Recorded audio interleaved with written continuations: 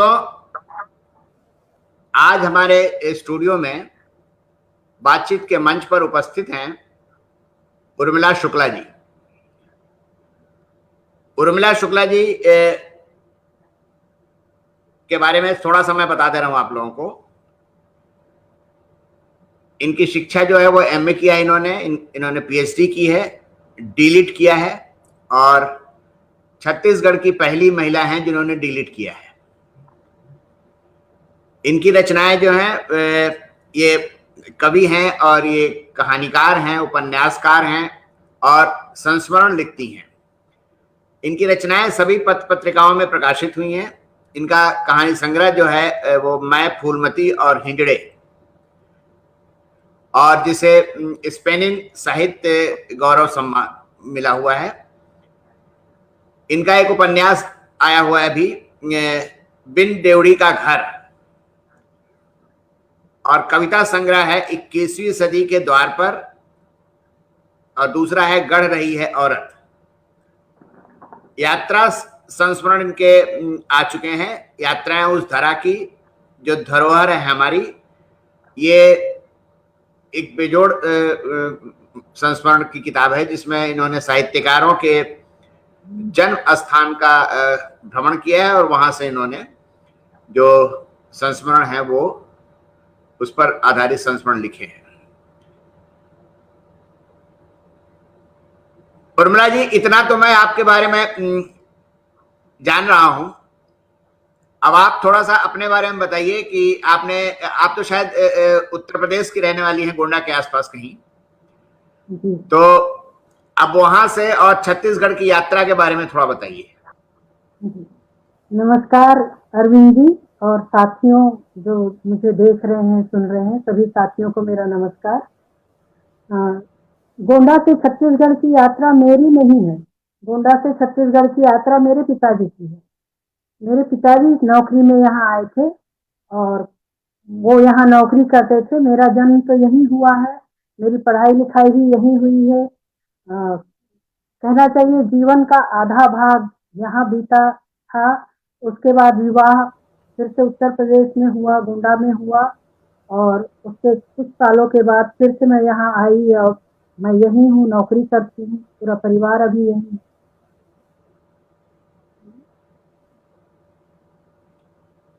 आपकी जो पढ़ाई लिखाई है वो कहाँ की है? पढ़ाई लिखाई आपने कहाँ से? छत्तीसगढ़ से की जी। एमए, पीएचडी, डीलिट ये आपने छत्तीसगढ़ से किया है? जी जी, पूरा पूरा रायपुर से, सारी पढ़ाई रायपुर से। आप कहीं पढ़ाती भी हैं शायद, आप प्राध्यापक भी हैं कहीं ना? जी जी, मैं गवर्नमेंट शासकीय नौकरी में हूँ। मैं गवर्नमेंट छत्तीसगढ़ कॉलेज में मैं पढ़ाती हूँ, हिंदी की प्रोफेसर हूँ। पढ़ना पढ़ाना मेरा पेशा है। अच्छा, अब ये बताइए कि आपका लेखन के प्रति रुझान कैसे हुआ? मतलब लिखने कब से लगी आप? जी, लिखना मैंने बहुत समय बाद शुरू किया। पूरी पढ़ाई खत्म होने के बाद, एमए करने के बाद, जब मैं पीएचडी कर रही थी उस समय मैंने लिखना शुरू किया। दरअसल मेरे घर में पढ़ाई का, इस तरह के साहित्य का कोई माहौल नहीं था। हमारे यहाँ साहित्य की कोई, कहना चाहिए, सुख-बुक भी नहीं थी। घर में ना उस तरह की किताबें आती थी, ना पत्र पत्रिकाएं आती थी, और कहीं से अगर लेके पढ़ा जाए तो बहुत सारे प्रतिबंध लगाए जाते थे कि इस तरह की पत्रिकाएं, इस तरह की किताबें पढ़ने से बिगड़ जाते हैं। तो पढ़ाई का माहौल नहीं था, साहित्य का बिल्कुल माहौल नहीं था। फिर जब मैंने हिंदी में एमए किया और मेरी नौकरी प्राइवेट कॉलेज में एक जगह मैंने नौकरी ज्वाइन की, वहाँ साहित्य का भरपूर माहौल था, तो वहाँ लिखने के प्रति रुझान हुआ मेरा, और मैंने पहले कविता लिखी। पहले शुरुआत आपने कविताओं से की? जी। और कहानियों और उपन्यासों की तरफ कैसे आपने फिर कदम बढ़ाया अपना? जी, जब मैं बिलासपुर, मेरी पोस्टिंग हुई गवर्नमेंट कॉलेज में, तो वहाँ पे नया नया आकाशवाणी शुरू हुआ और वहाँ कवियों की तो भरमार थी, लेकिन कहानीकार उन्हें नहीं मिलते थे। तो उन्होंने मुझे कह कह करके कहानीकार बनवाया, लिखवाया। इस तरह से मैं कहानी लिखने लग गई। ये जो आपका कहानी संग्रह है, मैं, फूलमती और हिजड़े, जी तो ये इसमें जो थर्ड जेंडर का जो जिक्र है, जी वो मतलब उस पर कोई आधारित कहानी है या कोई सिंबॉलिक है? ये प्रतीकात्मक है?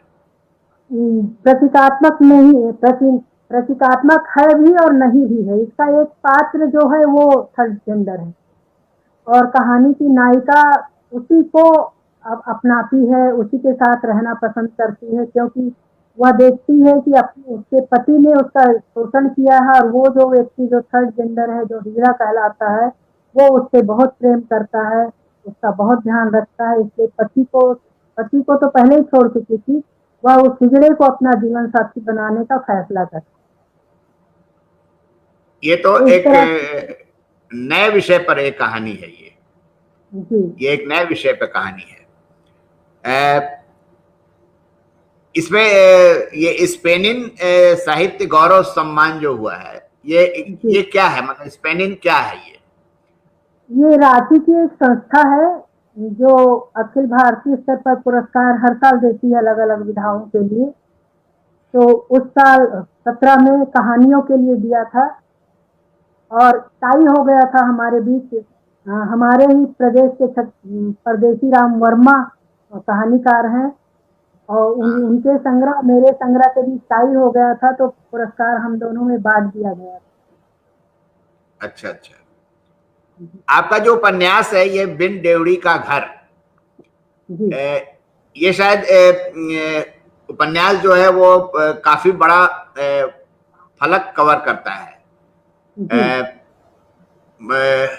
शायद आपसे पहले एक बार बात हो रही थी, तो आपने मुझे बताया था कि ये पूरी उत्तर प्रदेश से लेकर और छत्तीसगढ़, फिर उसके जो क्षेत्र हैं उनके बारे में भी आपने इसमें जिक्र किया हुआ है।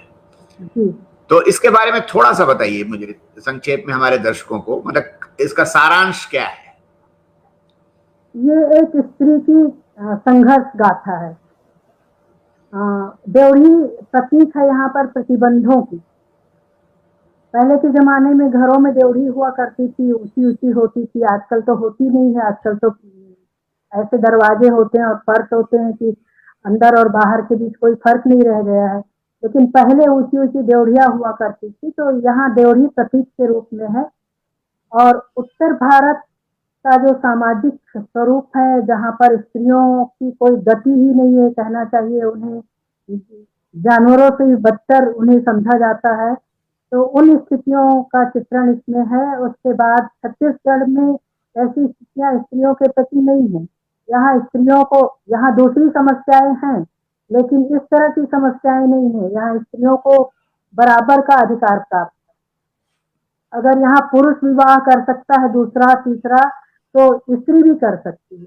और सबसे बड़ी बात यह है कि अपने बच्चों के साथ कर सकती है। सामने वाला जो है बच्चों को पूरे अधिकार के साथ अपनाता है, उसे उस तरह का कोई ताना नहीं मारता जैसे हमारे उत्तर प्रदेश में मारा जाता है। नायिका का संघर्ष, उसका जन्म तो छत्तीसगढ़ में होता है, उसका विवाह उत्तर प्रदेश में होता है, उसका संघर्ष वहां से शुरू होता है, और अंततः उसे बस्तर में नक्सलवादियों के बीच रहना पड़ता है, क्योंकि ससुराल और घर वाले दोनों उसे निकाल देते हैं या उसका साथ नहीं दे पाते। तो इस तरह से एक स्त्री के संघर्ष की कथा है, और उसकी ये कल्पना है कि वो अपनी बेटी के लिए ऐसा घर बनाएगी जिसमें कोई ड्योढ़ी ना हो, जिसमें कोई प्रतिबंध ना हो। इस तरह से ये उपन्यास पूरी तरह से स्त्री के संघर्ष की गाथा कहता है। साथ ही दोनों ही प्रदेशों की संस्कृति, सामाजिक व्यवस्था, नियम, इनका तुलनात्मक रूप भी यहाँ पर देखने को मिलता है। दो भाषाएं यहाँ पर आपको देखने को मिलेंगी, अवधी और छत्तीसगढ़ी, दोनों का उपयोग इसमें हुआ है। इस तरह ये उपन्यास जो है वो स्त्री संघर्ष का उपन्यास है, और ड्योढ़ियों को तोड़ देने की या लांघ जाने की वकालत करता है।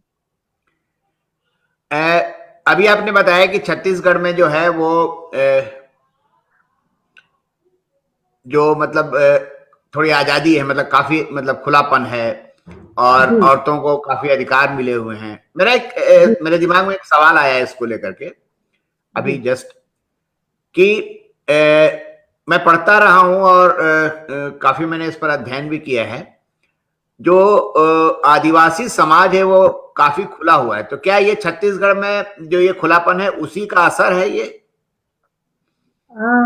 उसका थोड़ा असर तो उसका है। दरअसल छत्तीसगढ़ अम, जो है वो तीन भागों में बांट करके हम छत्तीसगढ़ को देख सकते हैं। पहला आदिवासी समाज जो बस्तर का है, जहाँ पे गोंड आदिवासी और मुरिया आदिवासी रहते हैं, जिनकी बहुत ज्यादा चर्चा होती है हमेशा। उन्हें नाचने गाने वाला या शराब पी करके मस्त रहने वाला, मुर्गा लड़ाने वाला मान लिया जाता है। हकीकत में ऐसा है नहीं। तो एक तो बस्तर है, दूसरा मैदानी इलाका है जहाँ पर छत्तीसगढ़ी भाषा चलती है, जो अब भाषा हो गई है, पहले बोली थी तो छत्तीसगढ़ी है। मैदानी इलाके में उत्तर प्रदेश का प्रभाव नजर आता है। दरअसल यहाँ के जो ब्राह्मण हैं, ये कुछ 100 साल पहले, 200 साल पहले अयोध्या से ही आकर के यहाँ बसे थे। इसीलिए छत्तीसगढ़ी में अवधि के 80% शब्द हमें मिलते हैं। तो ये मैदानी इलाका है, ये बहु सांस्कृतिक इलाका इसे हम कह सकते हैं। यहाँ सभी हैं, पंजाबी, सिंधी, मारवाड़ी, गुजराती, सभी लोग यहाँ पर हैं। तो यहाँ पे मिली जुली संस्कृति देखने को मिलती है। और जो आपके मन में जो प्रश्न है वो सही है, आदिवासी प्रभाव होने के कारण यहाँ पे स्त्रियों को ज्यादा स्वतंत्रता मिली हुई है। तीसरा इसका जो भाग है वो सरगुजा कहलाता है, जहाँ पर उराव जनजाति है। वो सरगुजा का छत्तीसगढ़ में होते हुए भी छत्तीसगढ़ में कम, और पहले वाला बिहार और आज के झारखंड से ज्यादा मिलता जुलता है। तो वहाँ भी आदिवासी हैं। इस तरह से छत्तीसगढ़ के तीन भाग यहाँ पर हैं और तीन तरह की संस्कृतियां हमें देखने को मिलती आप संस्मरण भी लिखती हैं और मुझे पता है कि आप छत्तीसगढ़ी भाषा में कविताएं भी लिखती हैं। हैं। तो जी छत्तीसगढ़ी भाषा में जो कविताएं लिखती हैं, इनका प्रकाशन वगैरह क्या वहां पर पत्रिकाएं निकलती हैं छत्तीसगढ़ की भाषा में? अखबार निकलते हैं जिनमें कुछ कविताएं इनकी होती हैं, मतलब आपकी जी जी कविताएं उसमें स्थान पाती हैं? जी जी। जब से राजधानी बनी है 2000 से, तब से उसके कुछ साल पहले से लोकाक्षर नाम की पत्रिका प्रारंभ हुई है, जो छत्तीसगढ़ी की पत्रिका है। उसमें मेरी कहानियां, मेरी कविताएं बहुतायत में छपी, मतलब जितना मैंने लिखा सारी छपी है। इसके अलावा जितने भी समाचार पत्र हैं वो छत्तीसगढ़ी भाषा के लिए सप्ताह में एक पन्ना देते हैं, उसमें भी छपता है। और भी दो तीन पत्रिकाएं आजकल शुरू हुई। मड़ई नाम से एक पत्रिका शुरू हुई है।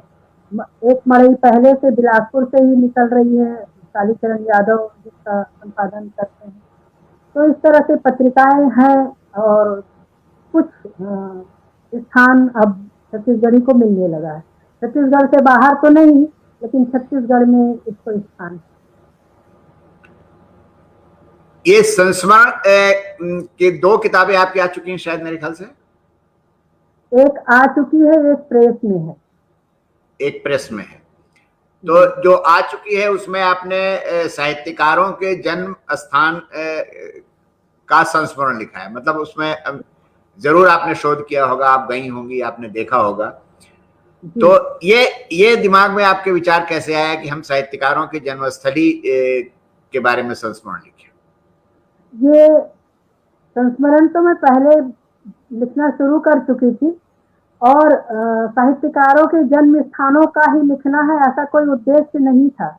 दरअसल मेरे पेशे में संगोष्ठियां भी जुड़ी हुई होती हैं, तो मुझे संगोष्ठियों में जहां आमंत्रित किया गया और संयोग से वहां साहित्यकारों का वो जन्म स्थान था, तो मैंने उस पर संस्मरण उस तरह से लिखा, उनके जन्म स्थान को देख करके, उनके घर को, उनके परिवार से मिल करके। ये सब मेरी संगोष्ठियों का हिस्सा है। ये प्रायोगिक पहले से नहीं है कि मैं साहित्यकारों के जन्म स्थानों की यात्रा करूंगी। तो जहाँ जहाँ जाने का मुझे मौका मिला वहाँ का मैंने लिखा। फिर उसके बाद इसे मैंने प्रकाशन के लिए दिया। ये प्रकाशित भी हुई है, बहुवचन में प्रकाशित हुई है, इंद्रप्रस्थ भारती में प्रकाशित हुई है, अक्षरा में प्रकाशित हुई है। एक हमारे दर्शक हैं और मित्र भी हैं, ये इन्होंने पूछा है कि बिन देवड़ी का घर जो है वो आपने बताया, तो उसको पढ़ने की इनकी इच्छा हो रही है। थोड़ा बता दीजिए कि ये किस प्रकाशन से ये पुस्तक आई है।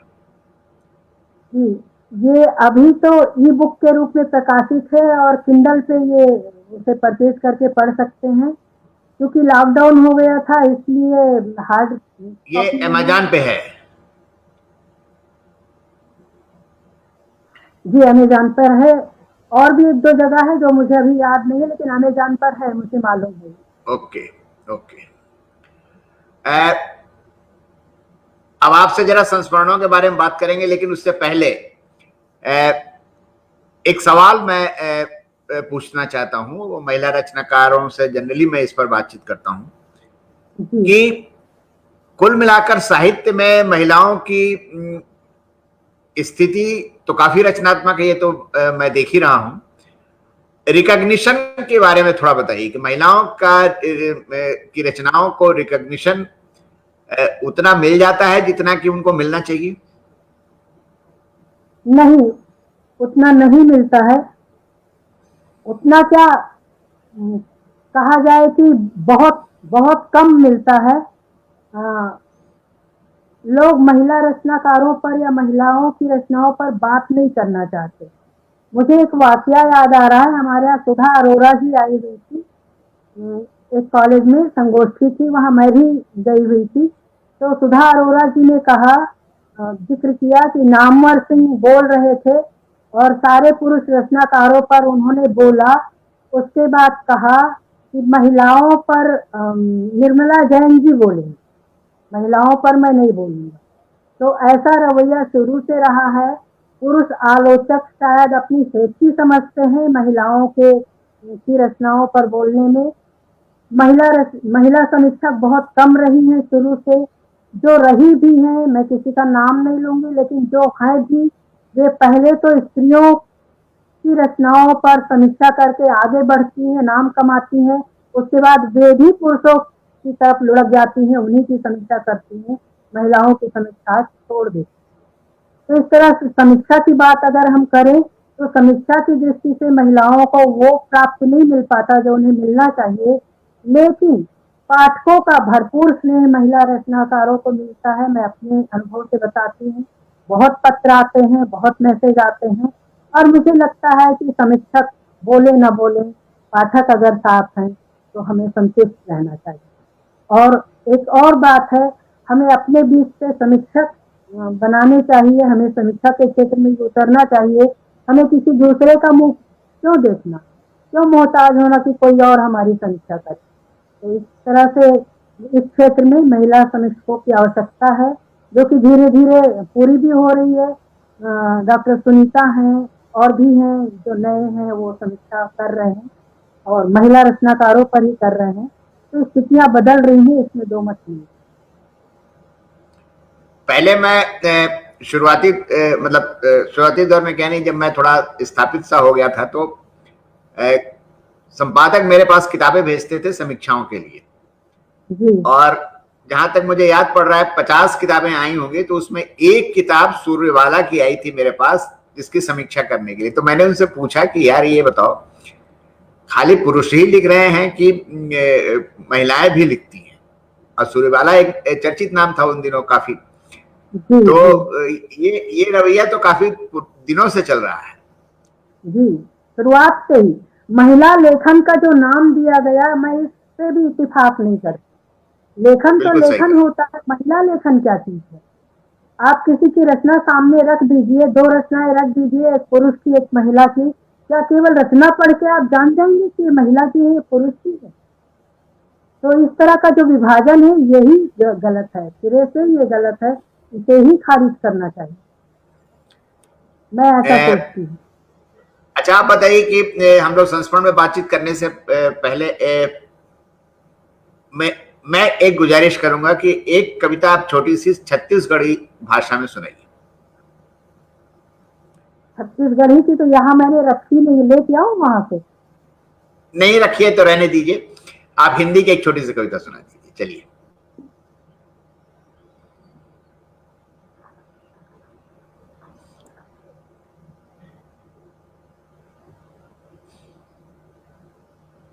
आदिवासी स्त्री को लेकर के लिखी है ये कविता मैंने। शीर्षक है इंद्रावती की बेटी। मैं इंद्रावती की बेटी, हंसती खेलती बहती रही इंद्रावती के साथ साथ। बस्तर की बहुत प्रमुख नदी है इंद्रावती। मैं इंद्रावती की बेटी, हंसती खेलती बहती रही इंद्रावती के साथ साथ। सल्फी मड़िया और महुआ संग झूमती गाती मदमाती। अब मेरे थिरकते कदमों को लग गई है नजर। अब मेरे थिरकते कदमों को लग गई है नजर। टोना टोटका और धूर बाण से भी बड़ी मारक है ये नजर। अब फुर्सत कहाँ कि मैं थिरकूं, अब फुर्सत कहाँ कि मैं थिरकूं मादर की थाप पर। बचपन का पढ़ा पाठ भी आता नहीं है काम। बचपन का पढ़ा पाठ भी आता नहीं है काम। धा से धनुष और ता से तराजू, दोनों हो चुके हैं बिल्कुल अर्थहीन।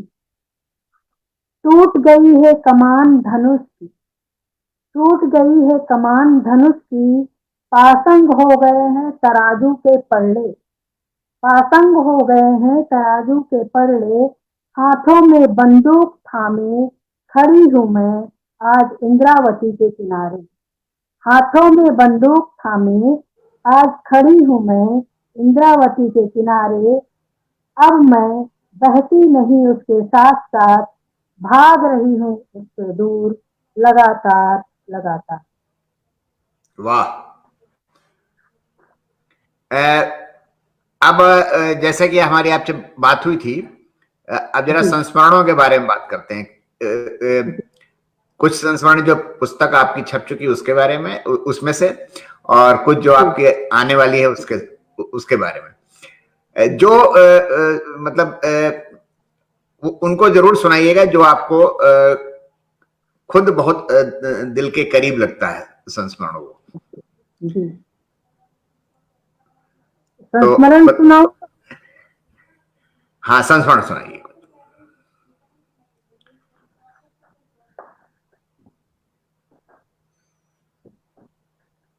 माखनलाल चतुर्वेदी पर है संस्मरण। शीर्षक है कर्मवीर की कर्म भूमि खंडवा। चाह नहीं मैं सुरबाला के गहनों में गूथा जाऊं। चाह नहीं प्रेमी माला में दिल प्यारी को ललचाऊं। चाह नहीं सम्राटों के सौ पर हे हरि डाला जाऊं। चाह नहीं देवों के सिर पर चढ़ूं और इखलाऊं। मुझे तोड़ लेना बनमाली, उस पथ पे देना तुम फेंक। मातृभूमि पर शीश चढ़ाने जिस पथ जाए वीर अनेक। माखनलाल चतुर्वेदी की प्रसिद्ध कविता है ये।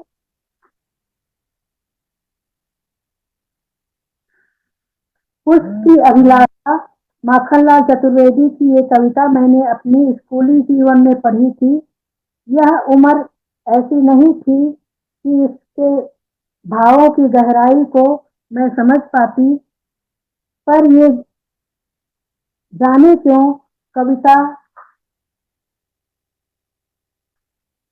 जाने क्यों ये कविता बचपन के साथ पीछे छूटी नहीं, बल्कि मेरे साथ साथ चलती रही और मेरे जेहन में उम्र के साथ साथ और बड़ी होती रही। महाविद्यालय तक पहुंचने के बाद ये और भी सघन हुई। चतुर्वेदी जी की और भी कविताएं हैं जो मन को छूती रही हैं। सच तो यह है कि उनका पूरा जीवन ही राष्ट्र को समर्पित रहा है, तो उनकी रचनाओं में देश प्रेम और देश के लिए त्याग और बलिदान की तो अजस्र धारा ही बहती है। पर उनकी रचना संसार को याद करते हुए मन पर ये कविता बार बार दस्तक देती रही। कहने को तो ये छोटी सी कविता है, मगर इसका असर कबीर के कबहू न उतरे खुमार की तरह था। उस समय जीवन का लक्ष्य पढ़ना और परीक्षा में पास होना ही था, मगर भीतर शायद कोई डोर बन चुकी थी जो मुझे बार बार अपनी ओर खींचा करती थी। इसे मेरा सौभाग्य ही कहा जाएगा कि मुझे जो कर्म भूमि मिली, इसे मिलना ही कहेंगे, क्योंकि सरकारी नौकरी में कर्म भूमि चुनने का अधिकार कहाँ मिलता है। तभी तो हमारे पूर्वजों ने खेती को उत्तम मानते हुए इसे अधम मानकर त्याज्य कर रखा था। उत्तम खेती, मध्यम बान, निपट चाकरी, भीख निदान। फिर जमाना बदला और नौकरी हमारे जीवन का आधार ही बन गई। कारण हमारी शिक्षा पद्धति ने हमें इस लायक ही नहीं छोड़ा कि हम और कुछ कर पाते। तो चाकरी ही एकमात्र उपाय बची थी। तो अपनी चाकरी के चलते मैं बिलासपुर जा पहुंची। बिलासपुर यानी मेरी कर्म भूमि, जिसने मेरे भीतर कर्मवीर की कर्म भूमि को, उसकी माटी को छूकर उसके स्पर्श को अपने भीतर उतारने की अभिलाषा जगाई। मैंने सुन रखा था कि छत्तीसगढ़ में स्थित बिलासपुर वह नगर है जिसका संबंध अनेक महान आत्माओं से रहा है, और माखनलाल चतुर्वेदी से तो इसका जुड़ाव और भी गहरा रहा है। आजादी की लड़ाई के दौरान उन्हें सश्रम कारावास मिला था, तब उन्हें यहाँ की जेल में रखा गया था। और उल्लेखनीय तो ये है कि उनकी जिस कविता की डोर मुझसे बंधी थी, उसकी रचना भूमि बिलासपुर ही है। बिलासपुर की जेल में ही इसकी रचना हुई थी। जब अंग्रेजी हुकूमत ने चतुर्वेदी जी की कैद के लिए बिलासपुर जेल को चुना होगा, तब उन्होंने यह कहाँ सोचा होगा कि उनकी उस जेल यात्रा में ही कुछ ऐसा रचा जाएगा जो उन्हें अमर कर देगा, उसे सुनने वालों के मन में भी देश प्रेम और बलिदान का भाव जगा देगा। तो बिलासपुर जाते समय मैं अकेली नहीं थी, यह अभिलाषा भी मेरे साथ थी, जो मुझे बार बार उसकी अभिलाषा की याद दिलाती रहती थी। वो मुझसे कहती थी कि मुझे वहां भी जाना है जहाँ की मिट्टी में एक भारतीय आत्मा कहलाने वाले कर्मवीर का स्पर्श बसा हुआ है, जहाँ उसकी अभिलाषा ने जन्म लिया है। बहुत समय बाद जाने का अवसर मिला, महाविद्यालय से इजाजत मिली और हम बिलासपुर जेल जा पहुंचे। तीन ओर से घने पेड़ों और ऊंची ऊंची दीवारों से घिरी उस समय की बिलासपुर जेल बाहर से देखने पर तो एक साधारण जेल ही थी, पर भीतर से साधारण हरगिज नहीं थी। कारण जेल के भीतरी प्रवेश द्वार पर ही चतुर्वेदी जी की उसकी अभिलाषा का बड़ा सा पोस्टर लगा हुआ था। उस पर बड़े बड़े अक्षरों में कविता अंकित थी। जेल अधीक्षक गुप्ता जी से मिलने का समय पहले से ही तय था, और सुखद आश्चर्य रहा, वे हमारा इंतजार कर रहे थे। यह एक अनहोनी ही थी, वरना हमारे यहाँ के अफसर जब तक घंटों इंतजार न करवाएं, शायद उन्हें अपना अफसर होना व्यर्थ ही लगता है। वे बहुत ही सहज थे। हम उनके साथ उस कोठरी की ओर बढ़ चले जिसमें कभी चतुर्वेदी जी को कैद करके रखा गया था, और अब उसे उनका स्मारक बना दिया गया। उस कोठरी की दीवारों पर भी उसकी अभिलाषा के छोटे बड़े कई पोस्टर लगे हुए थे। मैंने उस कोठरी की धरती को स्पर्श किया तो उस स्पर्श के साथ ही मन में एक और अभिलाषा ने जन्म लिया, और वो अभिलाषा थी कर्मवीर माखनलाल चतुर्वेदी जी की जन्मभूमि की यात्रा की। मगर खंडवा से बिलासपुर नजदीक तो नहीं था, वहां पहुंचने के लिए साधन भी सुगम नहीं थे, तो बहुत दिनों तक जाना नहीं हो पाया।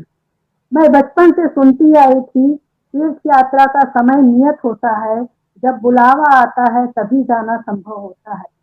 खंडवा भी मेरे लिए एक तीर्थ यात्रा ही था, तो मैं तन मन धन से नियत समय का इंतजार कर रही। इसी बीच मेरा स्थानांतरण रायपुर हुआ। फिर वहां से वुमन भास्कर अवार्ड के चलते मुझे भोपाल जाना पड़ा, और वहां मेरी मुलाकात श्रीकांत जोशी की पत्नी पद्मजा जोशी जी से हुई, जो माखनलाल चतुर्वेदी जी की भांजा बहू।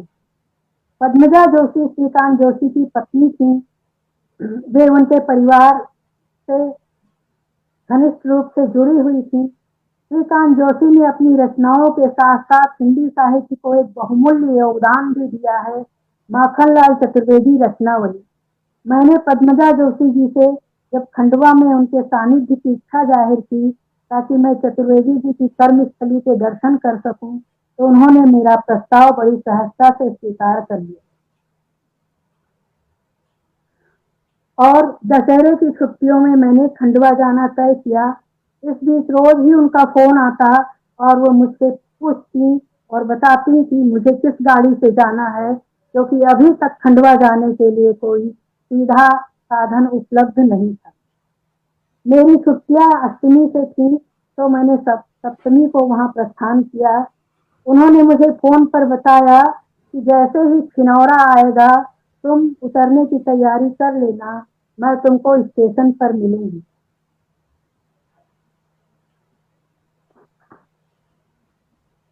गाड़ी अल सुबह इटारसी पहुंची। ये सौभाग्य ही था कि सामने प्लेटफार्म पर खंडवा के लिए एक स्पेशल ट्रेन खड़ी हुई थी, तो कोई दिक्कत नहीं हुई।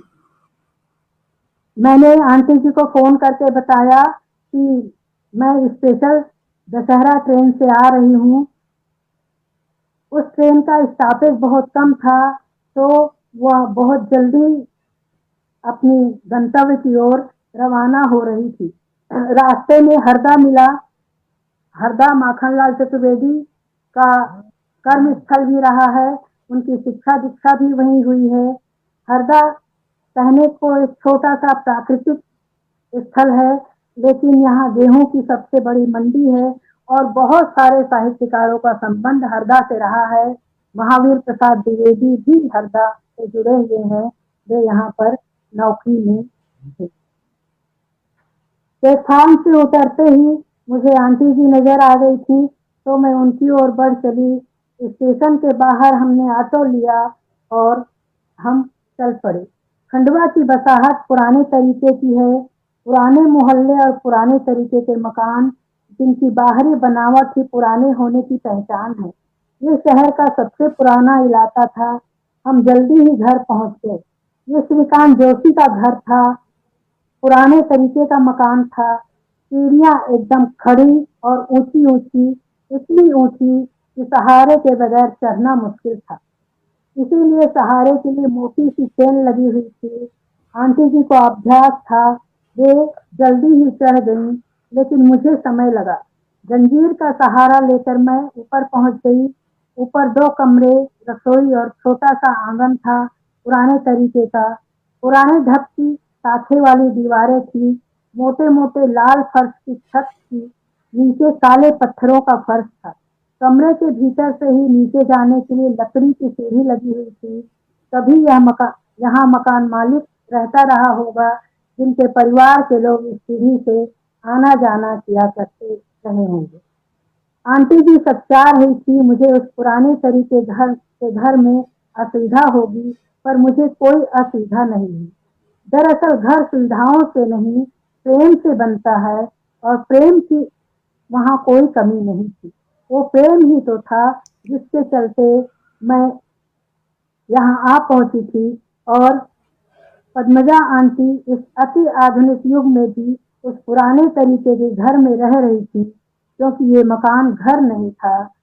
यह मकान था, घर नहीं। घर जहाँ श्रीकांत जोशी जी की यादें बसी थी, वे उन यादों को ही जी रही थी। तभी तो हमारी बातचीत के दरमियान जोशी जी हर समय मौजूद थे। उस घर की एक खासियत और थी, वो यह कि उसके छज्जे से दादा यानी माखनलाल चतुर्वेदी का घर नजर आता था, जहाँ उन्होंने अपने जीवन के महत्वपूर्ण पल गुजारे थे। घर किराए का था, तो अब वहाँ मॉल बन रहा था। अब तो सारे शहर के सारे घर मॉल में ही बदल गए हैं। उन्होंने मुझे एक तख्त पर बिठाया और फिर बताया कि इस तख्त पर महादेव वर्मा और सुभद्रा कुमारी चौहान बैठ चुकी हैं। ये सुनकर मुझे रोमांच सा हो आया। देर तक मेरे मुंह से आवाज ही नहीं निकली। फिर मैं उस तख्त पर बैठी नहीं रह पाई। और फर्श पर बैठकर उसे स्पर्श किया तो लगा ऊर्जा का एक अजस्र स्रोत प्रवाहित हो रहा है। ये मेरा सौभाग्य था कि मुझे अपने पूर्वजों के स्पर्श तत्व को स्पर्श करने का अवसर मिला था। आंटी जी मुझे देर तक साहित्यकारों से जुड़ी बातें बताती रही। शाम को हम चतुर्वेदी जी के भतीजे के यहाँ गए, प्रमोद चतुर्वेदी जी के यहाँ। वहां पहुंचकर तो ऐसा लगा कि समय को पंख ही लग गया है। कारण दादा से जुड़े किस्से, उनके जीवन की घटनाओं और उनकी तस्वीरों का पूरा संग्रहालय था उनके पास। मैंने उनके यहाँ कर्मवीर का वह अंक भी देखा जिसे माखनलाल चतुर्वेदी ने संपादित किया। कर्मवीर उनके लिए समाचार पत्र मात्र नहीं था, वो तो आजादी का परवाना था। उन्होंने बेखौफ होकर न सिर्फ आजादी की लड़ाई लड़ी बल्कि आजादी के योद्धाओं को, खासकर क्रांतिकारियों का समर्थन भी किया। प्रमोद जी से बातचीत के दरमियान चतुर्वेदी जी के राजनीतिक और सामाजिक जीवन की अनेक परतें खुलती चली गईं। प्रमोद चतुर्वेदी जी के पास दादाजी से जुड़ी यादों का विशाल संग्रह था। इसके साथ ही आंटी जी यानी पद्मजा जोशी जी भी बातचीत में सहयोगी थी। तो ऐसा लग रहा था जैसे दोनों दादा से जुड़े पलों को एक बार फिर से जी रहे हों। प्रमोद चतुर्वेदी जी ने बताया कि दादा की विचारधारा समतावादी थी। उनकी नजरों में स्त्री और पुरुष बराबर थे, वे दोनों में कोई भेद नहीं करते थे। उनके ये विचार केवल सैद्धांतिक नहीं थे, उन्होंने उसका व्यवहारिक रूप भी घर में रखा था। इसका उदाहरण थी उनकी बहन, जिसे उन्होंने स्वतंत्रता संग्राम सेनानी तक बनने का अवसर दिया और उन्होंने एक ऐसा आश्रम बनाया हिरणखेरा में जो स्वतंत्रता संग्राम का केंद्र बन गया था। अगले दिन सुबह मुझे लौटना था। लौटते हुए हम दोनों का मन भारी हो चला था। आंटी जी ने बार बार आने का आग्रह किया। मैं भी उनके स्नेह बंधन में बन चुकी थी, तो मैंने भी तय किया मुझे बार बार खंडवा आना है और भीगे मन से विदा ली। और लौटते समय ये लगता रहा कि मेरी यात्रा अभी पूरी नहीं हुई। मुझे कर्मवीर की कर्म भूमि ही नहीं, उनकी जन्मभूमि की यात्रा भी करनी चाहिए। मुझे बाबई की यात्रा भी करनी है। वैसे प्रमोद चतुर्वेदी जी ने मुझे बताया था कि वहां अब दादा से जुड़ी कोई वस्तु नहीं है। अब उनकी स्मृतियों का केंद्र खंडवा और भोपाल ही है। पर न जाने क्यों मेरा मन बार बार बाबई की ओर दौड़ रहा था। अंततः मैंने तय किया कि मैं बाबई जाऊंगी। वैसे भी मैं तपोभूमि एक्सप्रेस से भोपाल जा रही थी और मेरी इस गाड़ी को होशंगाबाद होकर ही जाना था। तो मैंने बाबई जाने का निश्चय किया। होशंगाबाद उतरकर मैंने टैक्सी ली और बाबई की ओर चल पड़ी। होशंगाबाद से बुधनी होते हुए टैक्सी बाबई की ओर बढ़ी और कुछ ही देर में बाबई पहुंच गई। वहां जाने के पहले मैंने माखनलाल जी के दूसरे भतीजे अरविंद चतुर्वेदी जी से बात की थी। दादा ने बाबई को बहुत पहले छोड़ दिया था, लगभग 2 पीढ़ियों पहले ही।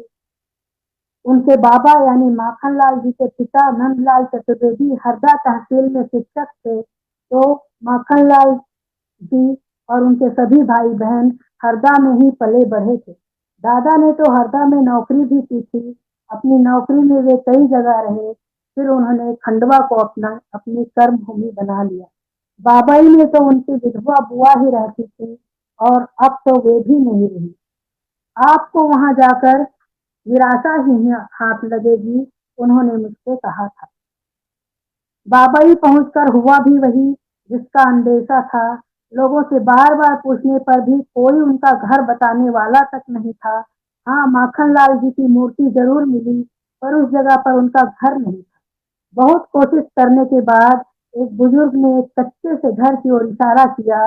वो घर माखनलाल जी का है, वहीं उनका जन्म हुआ था। मैंने उस घर के बंद दरवाजे को देखा, प्रणाम किया और लौट चली। लौटते हुए मन कुछ खिन्न भी हुआ कि इतने बड़े साहित्यकार के गांव में उनके घर को, उस ठौर को कोई दिखाने वाला तक नहीं।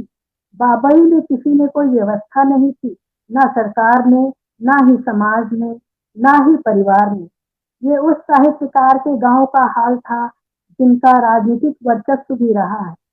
फिर साधन विहीन साधारण आर्थिक स्थिति वाले साहित्यकारों की तो बात ही क्या।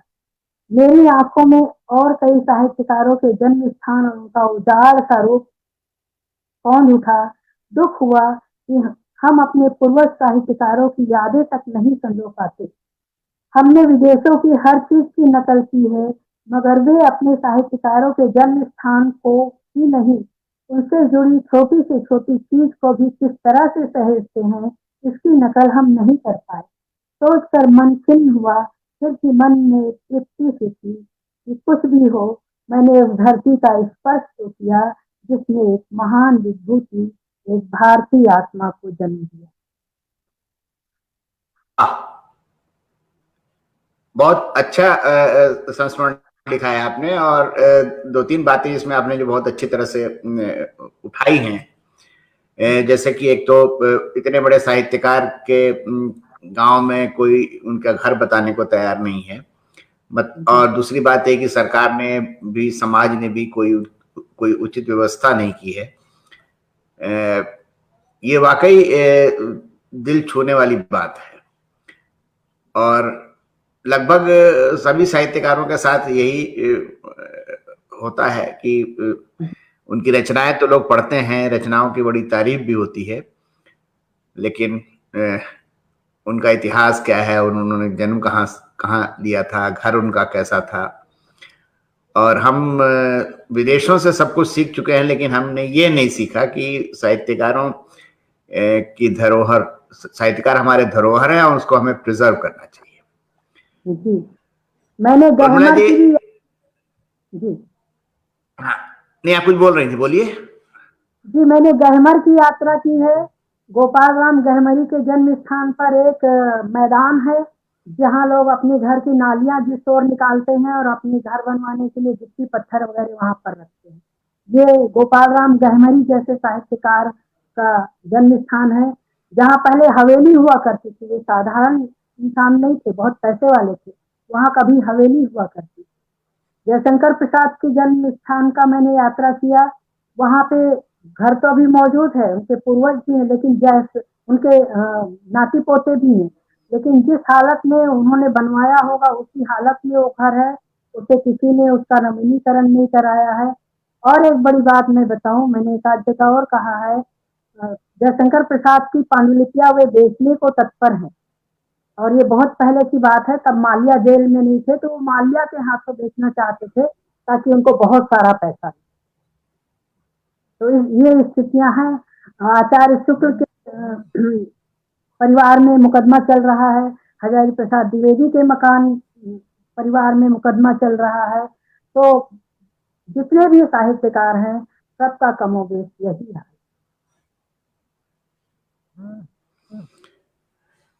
नहीं, काफी अनुभव आपने प्राप्त किया है, और ये संस्मरण की किताब निकाल करके और इन संस्मरणों की किताब निकाल करके आपने वाकई हिंदी साहित्य पर तो एक परोपकार तो किया ही है, लेकिन आपने सरकारों को भी सोचने के लिए मजबूर कर दिया है। और मैं समझता हूं कि जो हम लिखने पढ़ने वाले लोग हैं उनको एक मतलब एकजुटता बना करके और सरकारों पर दबाव डालना चाहिए कि भाई कम से कम इनको धरोहर मानते हुए इनको प्रिजर्व करने की कोशिश की जाए, क्योंकि रचनाकार सिर्फ रचनाएं ही नहीं करता, वो उस समय का पूरा इतिहास भी रचता है। एक्चुअली समय, काल, सारा कुछ। उर्मिला जी, बहुत बहुत अच्छा लगा आपसे बातचीत करके, और संस्मरण आपका ये बहुत ही लोगों को पसंद भी आया है। तो अब हम विदा लेते हैं आपसे। बहुत बहुत धन्यवाद। बहुत धन्यवाद। नमस्कार। नमस्कार।